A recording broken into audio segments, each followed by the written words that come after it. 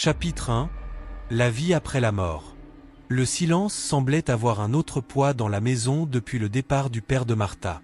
Chaque recoin de l'endroit, qui était autrefois un havre de souvenirs réconfortants, semblait désormais vide, presque menaçant. Les nuits, en particulier, étaient les plus dures. Assise dans le fauteuil usé du salon, Martha s'efforçait de passer ses heures avec des livres et des émissions de télévision, mais le vide revenait toujours lorsque les lumières s'éteignaient. Elle n'a jamais su comment bien gérer la perte. Le chagrin semblait comme une ombre qui la suivait partout où elle allait, et le pire moment était lorsque la nuit tombait et que le silence dans la maison amplifiait l'écho de sa solitude. Martha a toujours été une personne réservée, mais depuis la mort de son père, elle est devenue presque invisible, évitant tout contact avec ses amis et sortant rarement de la maison. L'ancienne maison familiale, dont elle a hérité, se trouvait dans un quartier calme et isolé. Pendant la journée, le bruit des oiseaux et le mouvement occasionnel des voitures au loin contribuaient à distraire l'esprit. Mais la nuit, tout était trop calme. Le silence devint presque oppressant. Elle avait l'impression que quelque chose approchait, quelque chose qu'elle ne pouvait pas nommer, mais c'était là, dans l'ombre, tapis. Cette nuit-là, alors que Martha se préparait à se coucher, le vent soufflait fort, faisant trembler les fenêtres. Elle se tourna vers le lit, mais s'arrêta un instant, sentant le poids du vide autour d'elle. Ce sentiment de solitude ne ressemblait à rien de ce qu'il avait jamais connu. C'était comme si la maison, ou quelque chose à l'intérieur, attendait. Et Martha, pendant une seconde, crut entendre quelque chose. Mais ce n'était que silence. Chapitre 2. La première voix. Cette nuit-là, Martha réussit enfin à fermer les yeux, mais son sommeil fut léger, interrompu par des rêves confus et fragmentés. À un moment donné, au milieu de la nuit, elle s'est réveillée brusquement, sans savoir exactement pourquoi. La pièce était plongée dans l'obscurité et le silence était total. Elle bougea dans son lit, essayant de trouver une position confortable, lorsqu'elle l'entendit pour la première fois. Une voix lointaine qui murmure ton nom. Martha. Elle était paralysée. Le son était faible, presque imperceptible, mais suffisamment clair pour faire battre votre cœur.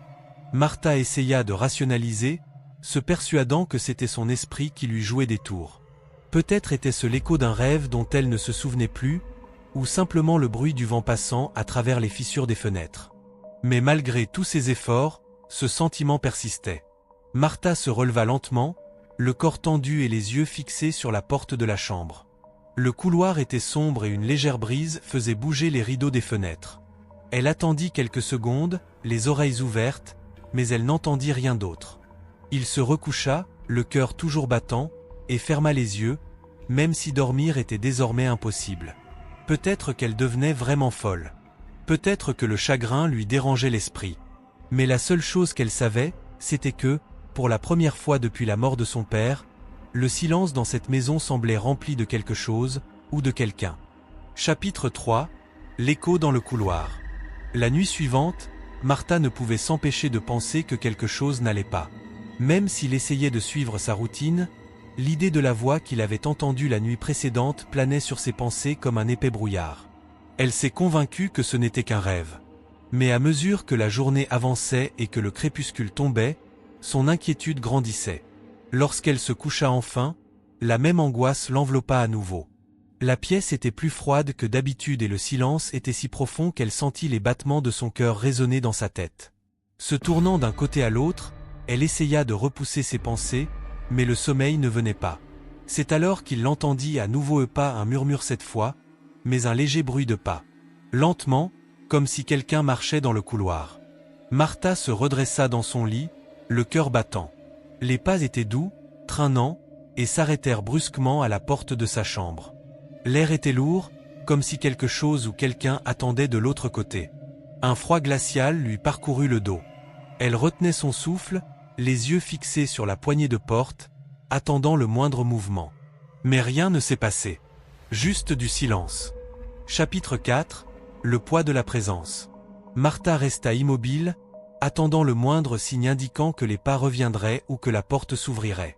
Le temps semblait s'écouler, et le silence, qui lui apportait auparavant une certaine paix, était désormais suffocant.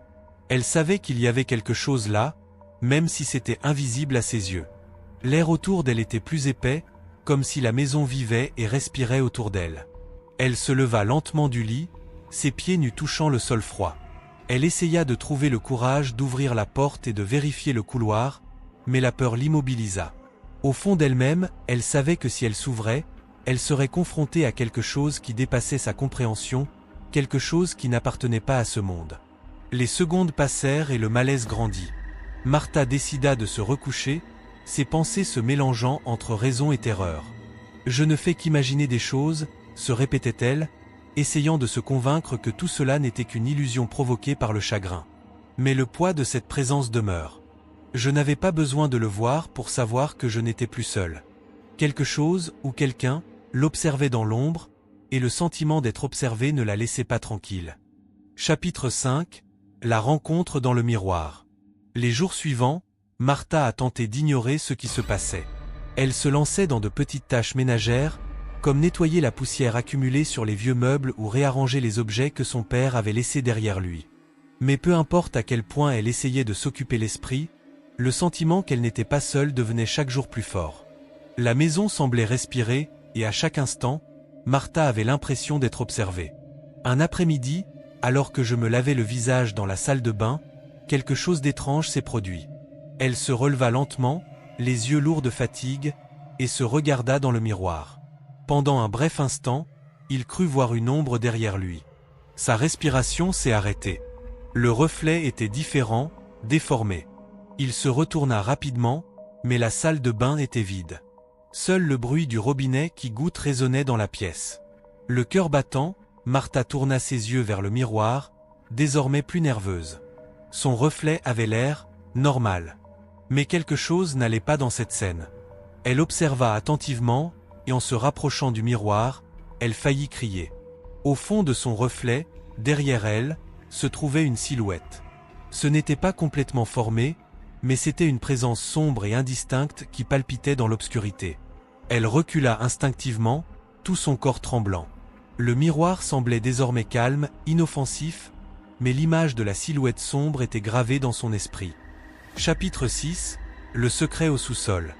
Martha ne pouvait s'empêcher de penser à l'ombre qu'elle voyait dans le miroir. Au fil des jours, son sentiment d'inquiétude grandissait et la maison semblait devenir un labyrinthe d'ombres et de murmures. Déterminée à trouver une explication rationnelle, elle décida d'explorer plus attentivement les pièces de la maison. Lors d'une de ces explorations, elle découvre au fond du sous-sol une boîte poussiéreuse, cachée derrière un tas d'objets anciens.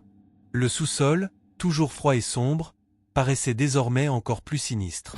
Martha sortit la boîte, et les mains tremblantes, commença à l'ouvrir.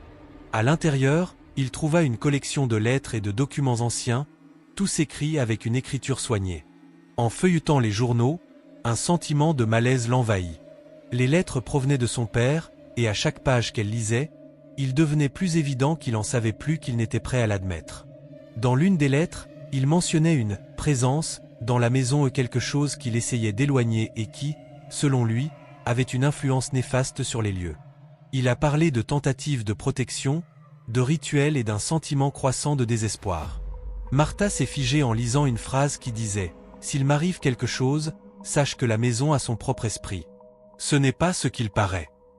La peur l'enveloppa complètement. Son père était hanté par quelque chose qu'il ne pouvait pas contrôler. Maintenant, il semblait que la même force se retournait contre elle. La maison était pleine de secrets et Martha commençait à comprendre qu'elle était profondément liée à eux.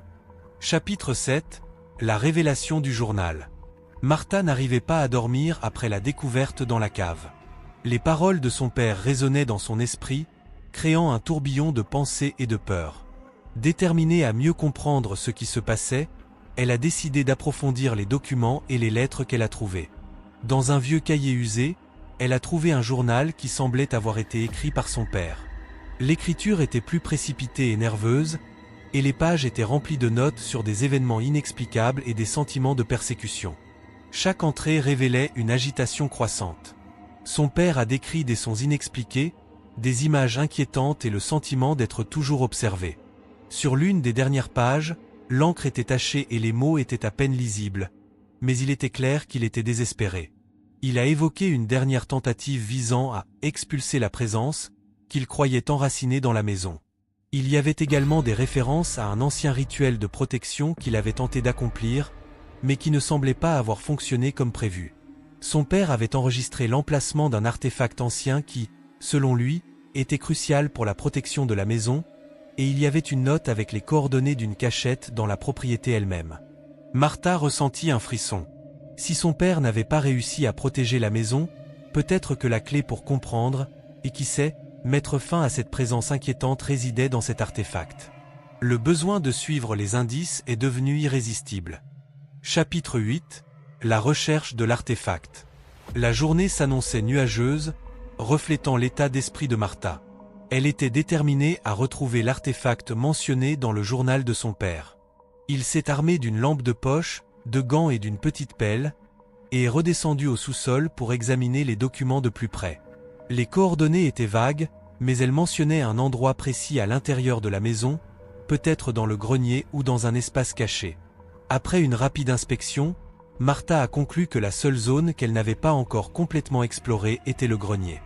Il prit une vieille échelle et grimpa prudemment jusqu'à l'entrée du grenier, qui était recouverte d'une lourde planche. L'effort pour le retirer fut ardu, mais elle parvint finalement à ouvrir une petite ouverture.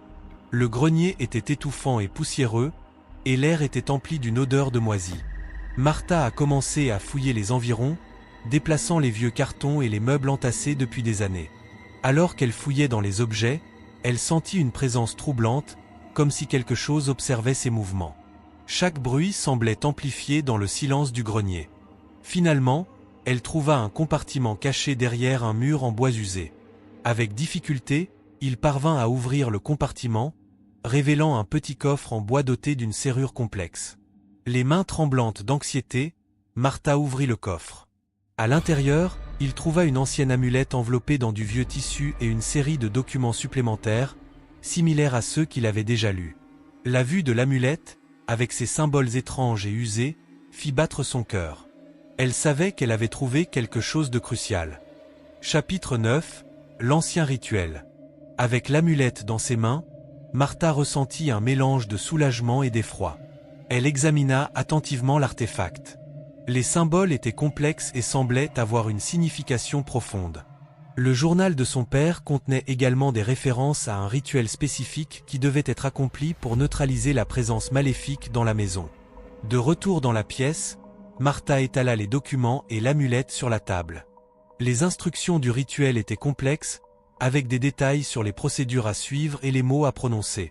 Le rituel exigeait qu'il soit réalisé dans un endroit précis de la maison, qui, selon le journal, était l'ancienne salle à manger, un endroit où le père de Martha croyait que l'influence négative était la plus forte. Elle décida de préparer le rituel la nuit suivante, attendant anxieusement la tombée de la nuit. Pendant ce temps, Martha étudiait les instructions avec la plus grande attention, s'assurant qu'elle n'oubliait aucun détail crucial. Le sentiment qu'il était sur le point d'affronter quelque chose de très ancien et de puissant était presque insupportable. La maison semblait se préparer pour la nuit, comme si elle aussi savait que quelque chose d'important allait se produire. À la tombée du crépuscule, elle se prépara soigneusement, plaçant l'amulette au centre de la salle à manger comme indiqué. Il a répandu du gros sel selon un motif spécifique et a allumé des bougies autour de l'espace, créant ainsi un cercle de protection. Les ombres dansaient sur les murs tandis qu'elle répétait les mots du rituel à voix basse, le cœur battant de nervosité et d'anticipation. Une fois l'environnement préparé et le rituel commencé, Martha sentit une tension croissante dans l'air, comme si la maison retenait son souffle.